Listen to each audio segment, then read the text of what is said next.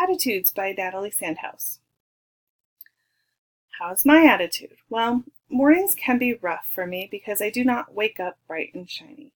It usually takes some coffee and upbeat music along with my favorite morning show for my mood to be better. Mornings are hard for me because I do not wake up chipper, and I also have to get the kids and my husband out the door in a timely manner. They do not usually understand that we have a schedule to stick to and that we need to hurry, and this can be frustrating for me. After I get to work, I'm generally in a better mood and have a positive attitude. I find myself trying to keep other people's attitudes positive as well. This can be frustrating when you work with people that seem to love to find the negative about everything. When I do get frustrated with this, and when I can, I put in earphones and listen to a podcast or audiobook. This helps me to get back to my center and stay positive. When I get home, I want to relax. While this is not always possible with the kids' activities, other times relaxation may be delayed. This is also the time I spend working on schoolwork, so a quiet environment is important for me to focus. So, do attitudes change? Well, according to Sebades 2012, researchers proposed a metacognitive model that assume that one can hold more than one summary evaluation of a target, meaning that as we are presented with new information about the target, we could alter our attitude about the target, surmising that the previous one was false or incorrect. In my opinion, attitudes change frequently, depending on the situation. In my case at work, if my coworker is especially negative about her work environment, I can see myself either ignoring the situation entirely or trying to help some of her issues. I am drawn to help because I'm a problem solver.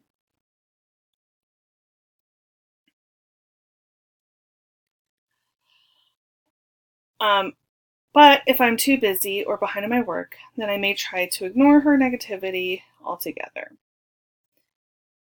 What are the functions of attitudes? According to Sebades 2012, attitudes can help us organize our complex social world because they enable us to interact with it without having to evaluate the same target person or persons or situation each time we encounter them. Attitudes can also increase our affiliations and connections with others who share similar attitudes, and they can be a form of self-expression as well as boost our self-image as we consider them the right ones to have. Sebades 2012 also notes that attitudes can also serve the function of impression management by ensuring that we have the attitudes that we think is what others would want us. We can increase the likelihood that the other person will form a favorable impression of us. So what does Scripture say about attitudes? Well, Sebades 2012 notes that there are plenty of instances in which humans genuinely seem to want to be moral, not just appear moral, but that there may be conflict because humans have fallen. Watch and pray so that you will not fall into temptation. The spirit is willing, but the flesh is weak. Matthew 26:41, New International Version.